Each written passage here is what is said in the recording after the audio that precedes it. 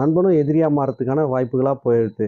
So இப்போ அவங்களுக்கு நாம எப்படி செய்யணும் அப்படின்னா, இப்போ நமக்கு எதிரியா இருக்கிறவங்க எ ஏதோ ஒரு நல்ல காரியம் நமக்காக செஞ்சிருப்பாங்க. அப்படி இல்லையா, யாருக்காவது ஒரு நல்ல விஷயம் செஞ்சிருப்பாங்க. அந்த நல்ல காரியத்த எண்ணி அவங்களுக்கு நன்றி சொல்லுங்க.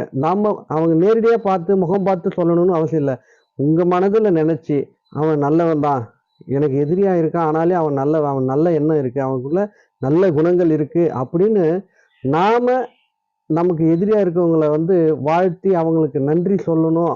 நன்றி மனதால சொல்லும்போது, நமக்குள்ள இருக்கிற அந்த எதிரியான மனப்பான்மை, அந்த கோவத்தான அந்த விளைவுகள் இதெல்லாம் வந்து மறைஞ்சு போயிடும் நாளடைவுல. இது வந்து நீங்க முயற்சித்து பாருங்க. பல புத்தகங்கள்ல நண்பனாக்குறது எப்படிதான் சொல்லிருப்பாங்க. ஆனா எதிரிய வந்து எப்படி நண்பனாக்கணும் அப்படின்னா, இந்த முறைய நீங்க ஃபாலோ பண்ணணும் அப்படின்னா, நிச்சயமா நமக்கு யாருமே எதிரிகள் இருக்க மாட்டாங்க.